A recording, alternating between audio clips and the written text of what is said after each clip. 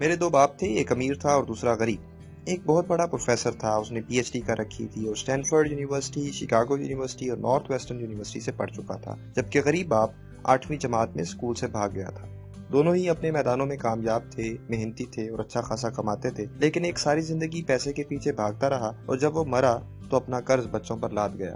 جبکہ دوسرا باپ جب مرا تو وہ ہوائی کا امیر ترین انسان تھا اور دولت کا انبار وہ اپنے پیچھے چھوڑ کر گیا۔ دونوں ہی مضبوط تھے، با اثر تھے اور جادوئی شخصیتوں کے مالک تھے۔ دونوں ہی مجھے نصیحت کرتے، مگر ایک کی نصیحت دوسرے سے الٹ ہوتی۔ دونوں ہی تعلیم کے دلدادہ تھے، مگر دونوں تعلیم کے سلیبس کے بارے شدید اختلاف رکھتے۔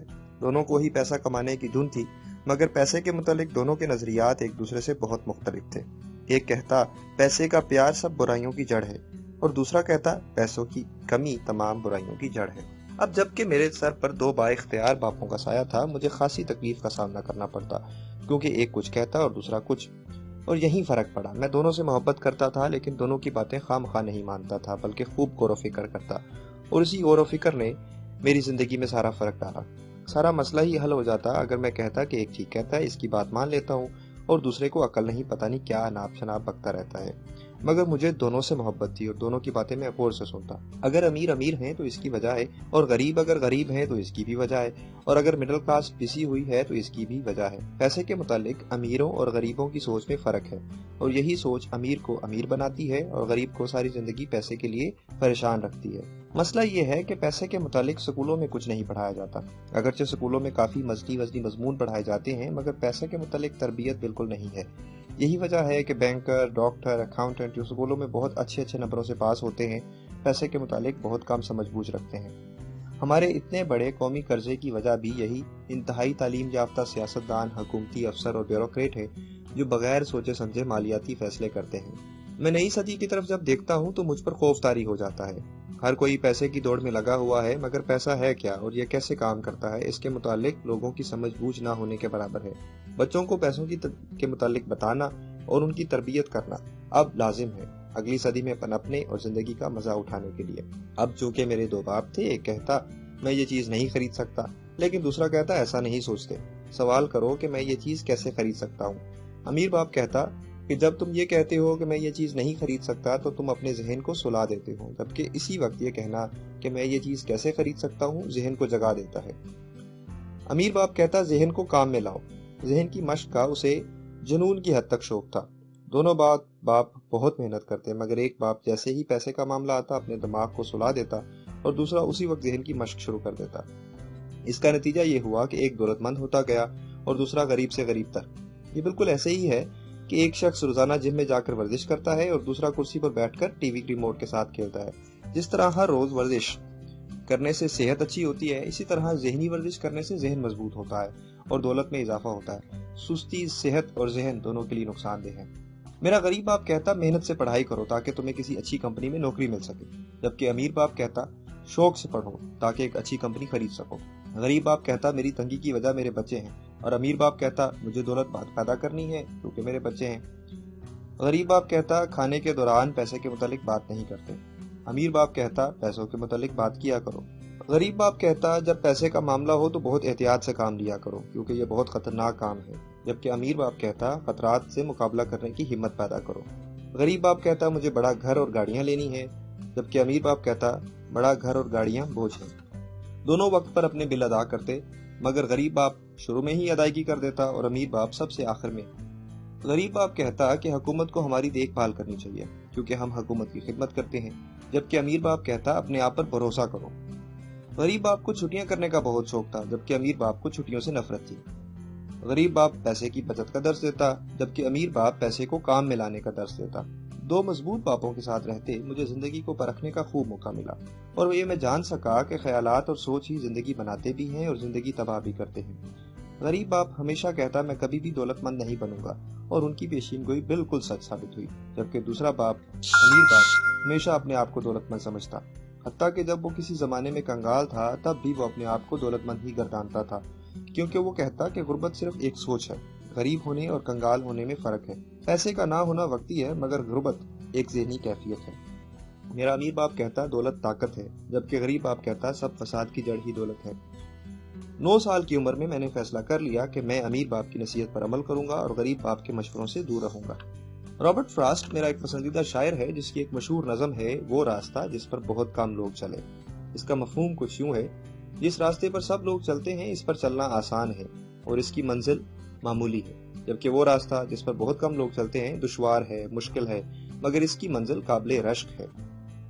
اور میں نے اس راستے کا انتخاب کیا جس پر بہت کم لوگ چلے، اور اسی راستے نے میری زندگی میں سارا فرق ڈالا۔ پیسہ آتا جاتا رہتا ہے، لیکن اگر آپ کو اس کا علم ہو کہ پیسہ کیسے اپنی چمک دکھاتا ہے تو آپ اس پر قابو پا کر ایک بار پھر دولت کما لیتے ہیں۔ مثبت سوچ رکھنے کے باوجود بہت سے لوگ اس لیے کامیاب نہیں ہو پاتے کیونکہ وہ پیسے کے متعلق علم نہیں رکھتے۔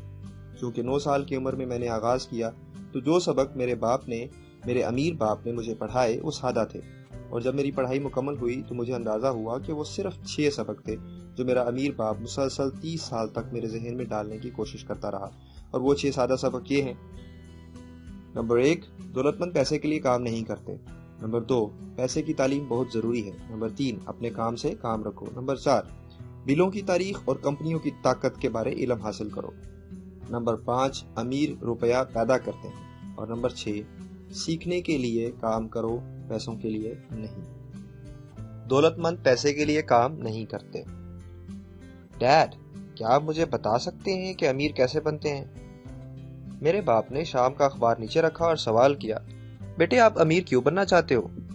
کیونکہ آج جمی کی امی نے نئی مرسیڈیز خریدی ہے اور وہ اپنے 3 دوستوں کے ساتھ ویکنڈ منانے جا رہا ہے، جبکہ اس نے مجھے اور مائک کو نہیں بلایا۔ وہ کہتا ہے کہ ہم غریب ہیں۔ کیا واقعی اس نے ایسا کہا؟ جی ڈیڈ، بالکل ایسا ہی کہا۔ او یو پور پیپل۔ میرے باپ نے سر ہلایا، اینک دوبارہ ناک پہ رکھی اور اخبار پڑھنے لگا، اور میں کھڑا جواب کا انتظار کرتا رہا۔ یہ 1956 کا سال تھا اور میری عمر 9 سال تھی، اور پھوٹی قسمت میری کہ میں ایسے سکول میں پڑھ رہا تھا جہاں امیروں کے بچے پڑھتے تھے۔ میرے باپ نے اخبار نیچے رکھا اور سوچ میں ڈوبا آہستگی سے بولا، میرے پیارے بچے، اگر تم امیر بننا چاہتے ہو تو تمہیں پیسہ کمانے کا ہنر سیکھنا پڑے گا۔ میں کیسے کماؤں؟ میں نے پوچھا۔ انگلی کو سر سے ٹکراتے ہوئے انہوں نے کہا، اپنا دماغ استعمال کر کے۔ سادہ لفظوں میں ان کا مطلب تھا، مجھے اس سوال کا جواب نہیں پتا، اس لیے مجھے تنگ نہ کرو۔ اگلی صبح میں نے یہ کہانی مائک کو سنائی۔ مائک بھی میری طرح حادثاتی طور پر اس سکول میں داخل ہوا تھا۔ اگرچہ ہمارے والدین ہماری تمام بنیادی ضروریات پوری کرتے تھے، مگر ہماری عیاشی کے لیے ان کے پاس پیسے نہیں ہوتے تھے، اور ہم اپنے کلاس فیلوز کی نئی نئی سائیکلیں، بیس بال کے دستانے اور ان کی نئی نئی کاریں دیکھ کر اپنے آپ کو غریب سمجھتے تھے۔ میرے ڈیڈ کہا کرتے کہ اگر تمہیں کچھ خریدنا ہے تو اس کے لیے کام کرو۔ اب ہمیں بہت سی چیزوں کی ضرورت تھی، مگر مسئلہ یہ تھا کہ 9 سال کے بچوں کو کوئی کام نہیں دیتا تھا۔ یار مائک، ہم پیسے کمانے کے لیے کیا کریں؟ میں نے مائک سے پوچھا۔ مجھے نہیں پتا، مائک نے کہا، مگر کیا تم میرے پارٹنر بننا چاہتے ہو؟ میں راضی ہو گیا۔ اس ہفتے کی صبح ہم دونوں پارٹنر بن گئے۔ صبح دیر تک ہم سوچتے رہے کہ پیسہ کس طرح کمائیں، اور ساتھ ہی ساتھ یہ بھی خیال آتا کہ آج ہمارے دوست خوب مزے کر رہے ہوں گے اور ہمیں مزید تکلیف ہوتی یہ سوچ کر۔ اس کا فائدہ ایک ہوا کہ ہم مزید توجہ سے ترکیبیں سوچنے لگتے۔ آخر کار اچانک ہمارے ذہنوں میں ایک خیال پیدا ہوا جو مائک نے سائنس کی کتاب سے لیا تھا۔ خوش ہو کر زور سے ہم نے ایک دوسرے کا ہاتھ ملایا، کیونکہ اب اس نئی پارٹنرشپ کے پاس کرنے کو کچھ تھا۔ ہم نے اپنے تمام ہمسایوں کو کہا کہ وہ اپنی ٹوتھ پیسٹوں کا خول کوڑے میں پھینکنے کے بجائے ہمیں دے دیں۔ بہت سے ہمسایہ ہماری اس عجیب سی درخواست پر حیران ہوتے اور پوچھتے کہ تم نے کیا کرنا ہے، اور ہم سنجیدگی سے کہتے، سوری، ہم آپ کو نہیں بتا سکتے، یہ ایک کاروباری راز ہے۔ میری والدہ میری ان حرکتوں کی وجہ سے کافی پریشان تھی۔ ایک دن وہ تنگ آ گئی اور غصے سے بولی، یہ تم کیا کر رہے ہو؟ مجھے نہیں سننا کہ یہ تمہارا کاروباری راز ہے، جو کچھ کرنا ہے جلدی کرو ورنہ میں یہ سب کچھ کوڑے میں پھینک دوں گی۔ میں نے اور مائک نے ماں کی خوب منت سماجت کی۔ ماں آخر ماں ہوتی ہے، مان گئی، اور انہوں نے ہمیں مزید 1 ہفتے کی مہلت دے دی، اور ہم نے ٹیوبیں اکٹھی کرنے کی مہم میں تیزی کر دی۔ ہم ہمسایوں کے گھر جاتے اور ان کو کہتے، دن میں 3 مرتبہ دانت صاف کیا کرو، کیونکہ دانتوں کی صحت بہت ضروری ہوتی ہے۔ اب جب کافی مال اکٹھا ہو گیا تو ہم نے باقاعدہ آپریشن کا آغاز کیا۔ میرے والد جو ابھی اپنے دوست کے ساتھ گھر آئے تھے، انہوں نے ہم سے سنجیدگی سے پوچھا، بیٹا یہ تم کیا کر رہے ہو؟ میں نے بھی انتہائی سنجیدگی سے جواب دیا، وہی جس کی آپ نے ہمیں نصیحت کی تھی۔ اس زمانے میں ٹوتھ پیسٹ کی ٹیوبیں میٹل کی بنی ہوتی تھی۔ ہم پلاسٹر آف پیرس اور دودھ کے ڈبوں کی مدد سے سانچے بنا رہے تھے اور ٹیوبوں کو پگھلا رہے تھے۔ میرے والد نے پوچھا کہ یہ ان پلاسٹک کے سانچوں میں کیا ہے؟ ڈیڈ، غور سے دیکھو، آپ کو جلد پتہ چل جائے گا۔ میں چھوٹے سے ہتھوڑے سے سانچے کو ہلکی سی ضرب لگاتا اور وہ 2 حصوں میں تقسیم ہو جاتا۔ میں بڑی احتیاط سے اوپر والے حصے کو اوپر اٹھاتا اور پیسے کا سکہ اس میں سے نکل کر باہر آ جاتا۔ او میرے خدا، تم پیسوں کے سکے بنا رہے ہو؟ جی یہ سچ ہے کہ ہم پیسوں کے سکے بنا رہے تھے۔ مائک نے کہا، آپ نے خود ہی تو کہا تھا کہ ذہن کو استعمال کر کے پیسے بناؤ۔ میرے باپ کا دوست ایک طرف گھوم کر زور سے ہنسا۔ میرا باپ بھی زیر لب مسکرایا۔ اس نے ہمیں پیار سے اپنے پاس آنے کو کہا اور ذہن میں بٹھا کر اس نے ہمیں کھوٹے سکے بنانے کا مفہوم بتایا اور کہا یہ غیر قانونی ہے۔ ہمارے تمام خواب چکنا چور ہو گئے۔ یعنی آپ کا کہنا ہے کہ ہم نے جو کچھ کیا وہ غیر قانونی ہے؟ جی بیٹا، یہ غیر قانونی ہے۔ انہیں جانے دو، میرے باپ کے دوست نے کہا، یہ اپنی قدرتی ٹیلنٹ کی نشو نما کر رہے ہیں۔ میرا باپ ہماری طرف متوجہ ہوا اور کہا، لڑکو، تم نے غیر معمولی ذہانت کا مظاہرہ کیا ہے اور مجھے تم پر فخر ہے۔ میں اور مائک مایوسی میں ڈوبے 20 منٹ تک چپ چاپ کاٹ کباڑ صاف کرنے میں مصروف ہو گئے۔ پہلے ہی دن کاروبار شروع ہوا تھا اور پہلے ہی دن ٹھپ ہو گیا۔ حسرت مجھے ان غنچوں پہ ہے جو بن کھلے مرجھا گئے۔ میرے خیال میں جیمی اور اس کے دوست ٹھیک ہی کہتے ہیں، ہم غریب ہیں، میں نے کہا۔ میری یہ بات میرے باپ نے سن لی اور کہا، لڑکو، تم اس وقت غریب ہوگے جب تم کوشش کرنا ترک کر دو گے۔ سب سے اہم بات یہ ہے کہ تم نے جو کچھ کیا وہ قابل فخر ہے۔ کوشش جاری رکھو، کبھی ہار مت ماننا۔ اگرچہ یہ الفاظ دل کو بھلے لگے، مگر سوال وہی تھا، ہم کریں تو کیا کریں؟ پھر کیا وجہ ہے ڈیڈ آپ امیر نہیں ہو؟ میں نے پوچھا۔ کیونکہ بیٹا میں اسکول کا ٹیچر ہوں۔ استاد عموماً امیر نہیں ہوتے، وہ صرف پڑھ اور پڑھا کر خوش ہوتے ہیں۔ کاش میں تمہاری مدد کر سکتا، مگر مجھے افسوس ہے کہ پیسے بنانے کا گر مجھے نہیں آتا۔ مائک اور میں دوبارہ صفائی میں مصروف ہو گئے۔ میرے والد بولے، مائک، اگر تم واقعی امیر بننا چاہتے ہو تو میری بجائے اپنے باپ سے پوچھو۔ میرا باپ؟ مائک نے حیرانی سے پوچھا۔ ہاں، تمہارا باپ۔ میرا باپ مسکرایا۔ میرے اور تمہارے باپ کا اکاؤنٹ ایک ہی بینک میں ہے اور بینک کا مینیجر کہتا ہے کہ پیسے کمانے میں تمہارے باپ کی کوئی مثال نہیں۔ میرا باپ؟ مائک نے دوبارہ بے یقینی سے کہا۔ تو پھر کیا وجہ ہے کہ دوسرے امیر بچوں کی طرح ہمارے پاس نہ تو اچھی گاڑی ہے اور نہ ہی اچھا مکان؟ اچھی گاڑی اور اچھے مکان سے کوئی امیر نہیں بن جاتا اور نہ ہی اس کا مطلب ہوتا ہے کہ اسے پیسے کمانے کا ڈھنگ نہیں آتا، میرے باپ نے جواب دیا۔ اس نے مزید کہا، تمہارا باپ بہت امیر ہے، وہ ایک مالیاتی امپائر بنانے میں لگا ہے اور جلد ہی وہ ہوائی کا امیر ترین انسان ہوگا۔ میں اور مائک پھر سے پرجوش ہو گئے اور اپنی پہلی کاوش کے کوڑے کو مزید تیزی سے صاف کرنے لگے۔ اس دوران ہم بات چیت کرنے لگے کہ کب اور کہاں مائک کے ڈیڈی سے ملا جا سکتا ہے۔ مصیبت یہ تھی کہ مائک کا باپ کام میں اس قدر مصروف رہتا کہ وہ رات کو دیر سے گھر آتا۔ اس کے باپ کا ایک جنرل سٹور تھا، ایک بلڈنگ کمپنی تھی، 9 اور سٹور تھے اور وہ 3 ریستورانوں کا مالک تھا، اس لیے وہ گھر دیر سے آتا۔ مائک صفائی کے بعد گھر چلا گیا۔ وہ اس رات دیر تک جاگتا رہا تاکہ اپنے باپ سے ملاقات کا وقت لے سکے۔ ملاقات طے ہو گئی، اگلے ہفتے کو صبح 7:30 بجے۔ یہاں سے زندگی کے عجیب سبقوں کا آغاز۔ میں تمہیں 10 سینٹ فی گھنٹہ پر ملازمت دیتا ہوں۔ 1956 میں 10 سینٹ فی گھنٹہ بہت کم قیمت تھی۔ ہم صبح 7:30 بجے مائک کے باپ کے دفتر پہنچ گئے تھے۔ وہاں ملازموں کی لمبی قطار لگی ہوئی تھی جو ہماری طرح ان سے ملنے یہاں پہنچے تھے۔ 1 گھنٹہ انتظار کے بعد ہمیں ملاقات کا وقت ملا اور ملاقات کے آغاز میں ہی انہوں نے ہمیں یہ آفر کر دی تھی اور پوچھا کہ کیا تم تیار ہو؟ مجھے مائک نے بتایا ہے کہ تم پیسہ بنانے کا ہنر سیکھنا چاہتے ہو، کیا یہ بات سچ ہے رابرٹ؟ میں نے کہا، جی یہ سچ ہے۔ ٹھیک ہے، میری آفر یہ ہے کہ میں تمہیں پڑھاؤں گا، مگر یہ پڑھائی اسکول کی تعلیم سے مختلف ہوگی۔ تم میرے لیے کام کرو گے، میں تمہیں سکھاتا رہوں گا، اور اگر تم میرے لیے کام نہیں کرتے تو میں تمہیں نہیں پڑھاؤں گا۔ کام کے دوران تم جلدی سیکھ جاؤ گے، بجائے اس کے کہ تم مجھے بیٹھتے سننے رہو اور میں بکواس کرتا رہوں جیسے اسکولوں میں آتا ہو رہا ہے۔ یہی میری آفر ہے، یا اسے مان لو یا پھر وہ دروازہ ہے، جا سکتے ہو۔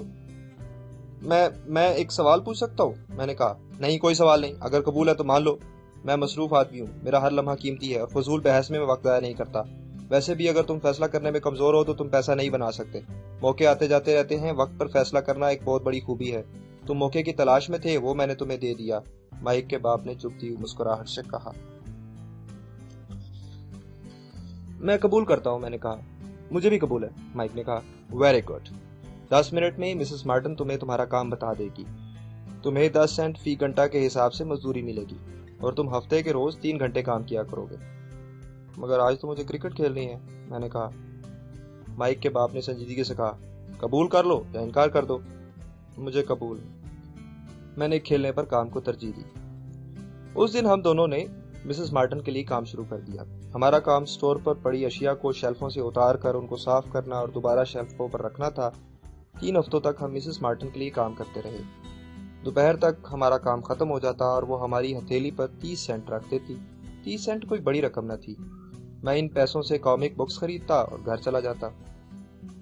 چوتھے ہفتے میں یہ کام چھوڑنے پر تیار تھا. میں یہ کام کرنے پر صرف اس لیے راضی ہوا تھا کہ مجھے پیسے کمانے کا گر پتہ چلے گا. مگر حال یہ تھا کہ ان گزرے 3 ہفتوں میں ان صاحب نے ایک دفعہ بھی شکل نہیں دکھائی تھی اور میں نے اپنی ساری تفریح بھی قربان کر رکھی تھی. نہ میں کھیلتا تھا. مائک، میں یہ کام چھوڑنے لگا ہوں. مائک سن کر مسکرانے لگا. میں نے پوچھا، تم ہنس کیوں رہے ہو؟ مجھے غصہ آ رہا ہے اور تم ہنس رہے ہو. مائک نے کہا، ڈیڈ کو اسی وقت کا انتظار تھا کہ تم کب غصہ میں آؤ گے. یعنی تم یہ کہہ رہے ہو کہ وہ میرے تنگ ہونے کا انتظار کر رہے تھے؟ جی، وہ اسی وقت کا انتظار کر رہے تھے. میرا ڈیڈ ذرا مختلف ہے. ان کے پڑھانے کا طریقہ بھی الگ ہے. وہ تمہارے ماں باپ کی طرح لمبی چوڑی نصیحتیں نہیں کرتا. میرا باپ خاموش طبیعت کا مالک ہے اور مختصر بات کرتا ہے. اگلے ہفتے کا انتظار کرو، میں انہیں بتا دوں گا کہ تم اب ان سے ملنے کے لیے تیار ہو. ہفتے کے دن قطار میں بیٹھ کر ملاقات کے لیے انتظار پھر شروع ہوا. پونا گھنٹہ انتظار کرنے کے بعد ہماری باری آئی تو مائک کا باپ ریوالونگ کرسی پر جھولے لے رہا تھا. منہ سے وہ کچھ نہ بولا اور ہاتھ کے اشارے سے اس نے ہمیں اندر آنے کے لیے کہا. جب میں بیٹھ گیا تو اپنے بازو میز پر رکھ کر کہنے لگا، میں نے سنا ہے اگر تمہارے پیسوں میں اضافہ نہ کیا گیا تو تم یہ کام چھوڑ دو گے. جی بالکل، کیونکہ آپ نے اپنے وعدے کا پاس نہیں کیا. آپ نے کہا تھا کہ میں اگر آپ کے لیے کام کروں تو آپ میری تربیت کرو گے. میں نے خوب محنت سے کام کیا ہے. میں نے اپنی تمام تفریح بھی ترک کر دی ہے. اب میں کھیلتا بھی نہیں ہوں. مگر ابھی تک آپ نے مجھے کچھ نہیں سکھایا. لوگوں کا خیال بالکل ٹھیک ہے کہ آپ ایک غلط آدمی ہیں، لالچی آدمی ہیں، سارا پیسہ خود کمانا چاہتے ہیں اور اپنے ملازمین کا بالکل خیال نہیں کرتے. گھنٹہ گھنٹہ قطار میں انتظار کرواتے ہیں اور تھوڑی سی بھی عزت نہیں دیتے. میں چھوٹا سا لڑکا ہوں اور اچھے سلوک کا مستحق ہوں. امیر باپ مجھے مسلسل گھورا تھا جیسے مجھے آبزرو کر رہا ہو. مجھے برا نہیں لگا بیٹا. ایک ہی مہینے میں تم میرے دوسرے ملازموں کی زبان بولنے لگے ہو. کیا؟ میں نے پوچھا. میرا خیال تھا کہ آپ معاہدے کا پاس کرو گے اور مجھے سکھاؤ گے. آپ تو بجائے میری انسلٹ کر رہے ہو. یہ ظلم ہے، بہت بڑا ظلم ہے. میں تمہیں پڑھا رہا ہوں، امیر باپ نے اطمینان سے جواب دیا. آپ نے مجھے کچھ بھی نہیں پڑھایا، میں نے غصے میں کہا. جب سے میں آپ کے سٹور پر کام کر رہا ہوں آپ نے ایک دفعہ بھی مجھ سے بات نہیں کی. 10 سینٹ فی گھنٹہ پر آپ میرا استحصال کر رہے ہیں. آپ لیبر قوانین کی بھی خلاف ورزی کر رہے ہیں. میں حکومت کو بتاؤں گا.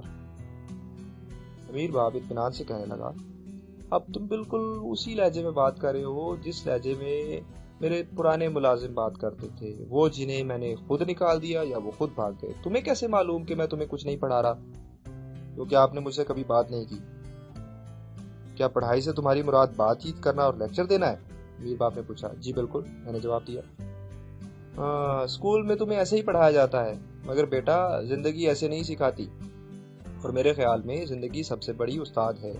یہ تم سے بات چیت نہیں کرتی، بس یہ تمہیں ادھر ادھر دھکے دیتی رہتی ہے اور ساتھ کہتی ہے، جاگو، میں تمہیں کچھ سکھانا چاہتی ہوں. یہ شخص کیا بک رہا ہے؟ زندگی مجھ سے گفتگو کر رہی ہے، میں ملازمت چھوڑ دوں گا. یہ پاگل آدمی ہے، میں دل میں سوچ رہا تھا. اگر تم زندگی سے سبق سیکھو گے تو بہتر ہوگا. اگر تم ایسا نہیں کرو گے تو پھر یہ تمہیں اور دھکے دے گی. اب لوگ 2 کام کرتے ہیں، یا تو زندگی کو کھلا چھوڑ دیتے ہیں اور یہ ان کو ہچکولے دیتی ادھر سے ادھر پھینکتی رہتی ہے، یا پھر لوگ غصہ میں آ کر اسے جوابی دھکا دیتے ہیں. ہم سب کو زندگی دھکے دیتی ہے. کچھ ہار مان لیتے ہیں اور کچھ مقابلہ کرتے ہیں، کچھ سبق سیکھتے ہیں اور آگے بڑھ جاتے ہیں. یہ وہ لوگ ہیں جنہیں کچھ حاصل کرنے اور سیکھنے کی خواہش ہوتی ہے. وہ سیکھتے ہیں اور آگے بڑھتے رہتے ہیں. اور اگر تم یہ سبق سیکھ لو تو جلد ہی ایک عقل مند، دولت مند اور خوشحال نوجوان بن جاؤ گے. وگرنہ بقایا زندگی تم اپنی نوکری اور تھوڑی تنخواہ کے لیے اپنے مالک کو کوستے رہو گے اور اچھے دنوں کی راہ تکتے رہو گے کہ کب تمہارے مالی مسائل حل ہوں، اور وہ اچھے دن کبھی نہیں آئیں گے. امیر باپ نے مجھ سے آنکھیں ملائیں اور دوسری طرف پھیر لی. تو آپ مجھے دھکا دے رہے تھے؟ کچھ لوگ شاید ایسا ہی سوچیں، مگر میں محض زندگی سے تمہارا تعارف کروا رہا تھا. کیسا تعارف؟ میں نے پوچھا. میرے 150 ملازم ہیں. کبھی کسی نے مجھ سے پیسہ بنانے کا نہیں پوچھا. وہ مجھ سے تنخواہ لیتے ہیں اور اس میں اضافے کی بات کرتے ہیں بس. چنانچہ ان کی ساری زندگی پیسے کے لیے کام کرتے گزر جاتی ہے اور انہیں پتہ بھی نہیں چلتا کہ وہ کس چیز کے پیچھے بھاگ رہے ہیں. جب مائک نے مجھے بتایا کہ تم پیسہ کمانے کے بارے سیکھنا چاہتے ہو تو میں نے وہ راستہ چنا جو زندگی کے قریب تر ہے. میں تمہیں کتنا بھی بولتا، حتیٰ کہ میری رگیں پھول جاتی، مگر تمہارے پلے کچھ نہیں پڑنا تھا. میں نے تمہیں چھوٹا سا دھکا دیا تاکہ تم میری بات سن سکو. اس لیے میں نے تمہیں صرف 10 سینٹ فی گھنٹہ پر مزدوری دی. تو ایسا کام کر کے تم نے کیا سیکھا؟ یہی کہ آپ ایک ہلکے آدمی ہیں اور اپنے ملازمین کو بلیک میل کرتے ہیں. تھوڑی دیر کے بعد وہ بولا، تمہیں اپنا نقطہ نظر بدلنا پڑے گا. مجھ پر الزام لگانے بند کرو اور اس سوچ سے نجات پاؤ کہ تمہارے مسائل کا ذمہ دار میں ہوں. اگر تم سمجھتے ہو کہ قصور میرا ہے تو مجھے چھوڑ دو. اگر قصور تمہارا ہے تو اپنے آپ کو بدلو، کچھ سیکھو اور عقل میں اضافہ کرو. دنیا میں زیادہ تر لوگ ایسے ہی ہیں جو اپنے علاوہ تمام دنیا کو بدلنا چاہتے ہیں، حالانکہ اپنے آپ کو بدلنا دنیا کی نسبت زیادہ آسان ہے. مجھے سمجھ نہیں آئی. میں نے کہا، اپنے مسائل کے لیے مجھے مورد الزام نہ ٹھہراؤ. میرے باپ نے بے صبری سے کہا. لیکن کیا آپ مجھے صرف 10 سینٹ فی گھنٹہ ہی دیں گے؟ تو پھر تم نے سیکھا کیا؟ یہ کہ آپ ایک بے وقت انسان ہو. یعنی تم ابھی بھی مجھے ہی قصوروار سمجھتی ہو؟ جی بالکل. اگر تمہارا یہی حال رہا تو تم کبھی کچھ نہیں سیکھو گے. اور اگر تم سمجھتے ہو کہ پرابلم میں ہوں تو تمہارے پاس کیا حل ہے؟ اگر یہی حال رہا تو میں نوکری چھوڑ دوں گا. ٹھیک. زیادہ تر لوگ بیٹا یہی کرتے ہیں. وہ ایک نوکری چھوڑ کر دوسری کی تلاش میں نکل پڑتے ہیں جہاں زیادہ پیسے ہوں اور زیادہ اپرچونٹی ہو. ان کا خیال ہوتا ہے کہ اس طرح مسئلے حل ہو جائیں گے، مگر ایسا ہوتا نہیں ہے. تو پھر مسئلہ کیسے حل ہوگا؟ میں انہی 10 سینٹس پر خوش ہو جاؤں کیا؟ امیر باپ نے انگلی سے میرے دماغ کو ٹھوکا اور کہا، یہ جو تمہارے 2 کانوں کے درمیان میں ہے مسئلے کا حل ہے.